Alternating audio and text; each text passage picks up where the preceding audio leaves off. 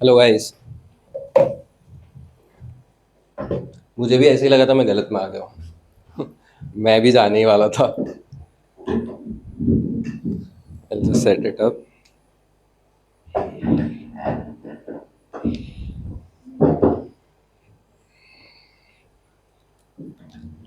आजकल so my name is Nitesh Jain.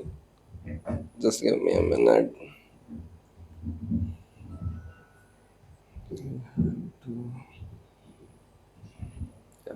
Is it fine now? Am I audible? Yeah so my name is Nitesh Jain. मैं आप लोगों का सबसे पहला पोएट हूँ। तो आजकल मैं ऐसा देखता हूँ कि सब जो इन्हें टाइम पास करने के लिए अलग अलग चीज़ें यूज़ करते हैं। कुछ लोग फेसबुक पे जाते हैं, कुछ लोग इंस्टाग्राम यूज़ करते हैं। मैं जनरली लिखता हूँ। और अभी ऐसा हो रहा है, I think something has shifted या कुछ चेंज हो गया है, जिसकी वजह से कुछ कुछ मेरे जो जुमले हैं वो अधूरे रह जा रहे हैं। ठीक है, I think every artist grows from some inspiration, और अगर वो सोर्स चला जाता है तो मे बी आपको थोड़ा सा डिफिकल्टी होती है लिखने के लिए। तो इसी के साथ मैं पहला जो मेरा पोयम है वो सुनाना चाहता हूँ कि इश्क का खेल दोबारा खेल पाओगी क्या? इश्क का खेल दोबारा खेल पाओगी क्या? रास्ता है पथरीला, तुम भी साथ चल पाओगी क्या? रास्ता है पथरीला, तुम भी साथ चल पाओगी क्या? आजकल खुश रहता हूँ, कलम इसीलिए खामोश है क्या? आजकल खुश रहता हूँ, कलम इसीलिए खामोश है क्या? कुछ गज़लें हैं अधूरी मेरी, कुछ गज़लें हैं अधूरी मेरी, तुम भी साथ छोड़ के जा पाओगी क्या?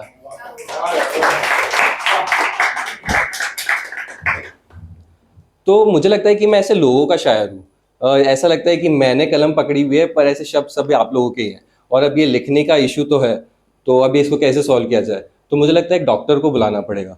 तो जो मेरी नेक्स्ट लाइन्स है, या फिर मेरी जो नेक्स्ट कविता है, उसका नाम है डॉक्टर साहब। Just give me a minute.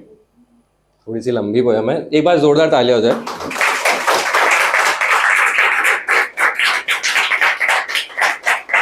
Thank you so much. एक किसी अच्छे डॉक्टर को मेरे पास लेकर आओ, मेरा दिमाग नस सब उससे जांच करवाओ। मैं कुछ भी काम नहीं कर पाता हूँ, ख्यालों के भवंडर के बीच में ही हमेशा खुद को पाता हूँ। हर एक चीज़ का जवाब जैसे देने को उतारू हूँ, खुद का पता नहीं और भगवान से झगड़ालू हूँ। हर विषय पर कुछ तो टिप्पणी है, हर विषय पर कुछ तो टिप्पणी है, और हर एक चीज़ पन्ने पर उतारने की एक बीमारी है। मैं दौड़कर डॉक्टर साहब जैसे ही कलम को पकड़ता हूँ, सब कुछ चीख कर पन्ने पर भरने को उतारू हूँ। कुछ ऐसा लिख दूँ कि सब हैरान हो जाए, मुझसे खुद को जोड़कर इस दुनिया के पार हो जाए। मुझको खुद से जोड़कर इस दुनिया से पार हो जाए। फिर कुछ ऐसा मुझे कौंध जाता है, फिर कुछ ऐसा मुझे कौन जाता है। हर विषय में सिर्फ अंधेरा नजर आता है, अक्षर धीरे धीरे बह जाते हैं, मुझे अकेला कुर्सी पर छोड़ चले जाते हैं। मैं निढाल लाश सा फिर पुस्तक को घूरता हूँ। तू लिख पाएगा क्या कभी, खुद से ये पूछता हूँ।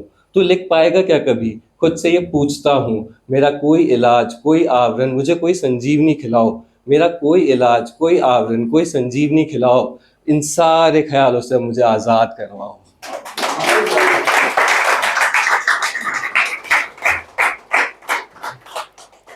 Thank you so much. जो हमारे दोस्त लोग होते हैं वो हमारी ज़िंदगी में बड़े इंपॉर्टेंट होते हैं। इन सारे हरामी दोस्तों के लिए एक छोटी सी लाइन है, मेरी लाश भी नहीं मिली, ऐसे थे मेरे कातिल।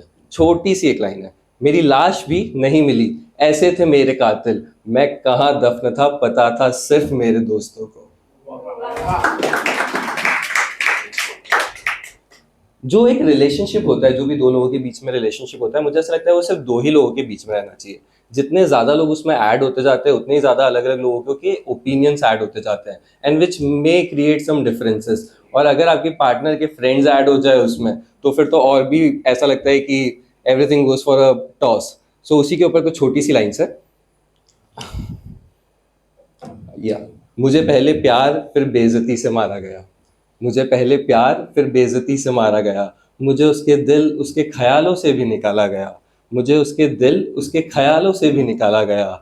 हमारी हर खता का मुजरिम मुझे अकेले को ठहराया गया, हमारी हर खता का मुजरिम मुझे अकेले को ठहराया गया। चश्मदीद गवाह थे उसके ही चार यार, चश्मदीद गवाह थे उसके ही चार यार। फिर क्या, मुझे मेरे ही इश्क के फंदे को गले में डालकर मुझे लटकाया गया।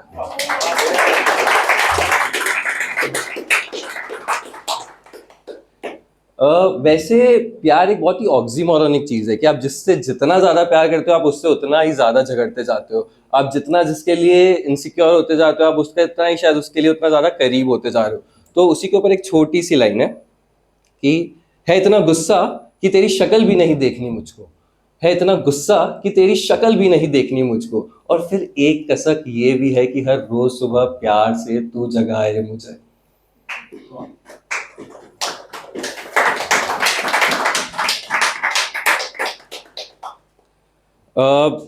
मेरी बंदी हमेशा मुझे बोलती है कि हम दोनों बहुत ही अलग अलग टाइप के लोग हैं। मुझे ऐसा लगता है कि अलग अलग होना भी बहुत ज़रूरी है।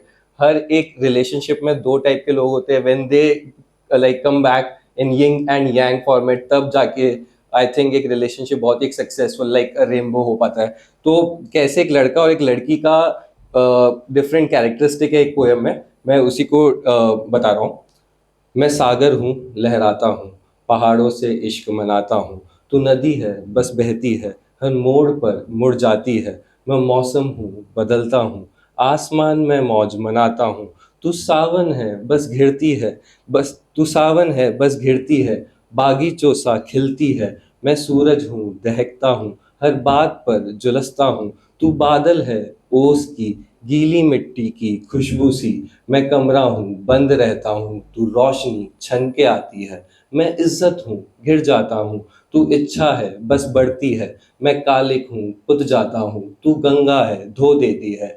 मैं मौन हूँ सन्नाटा हूँ, तू नृत्य है संगीत है। और अगर मैं इश्क हूँ चुनिंदा हूँ, और अगर मैं इश्क हूँ चुनिंदा हूँ, तो तू मौत है सभी को आती है।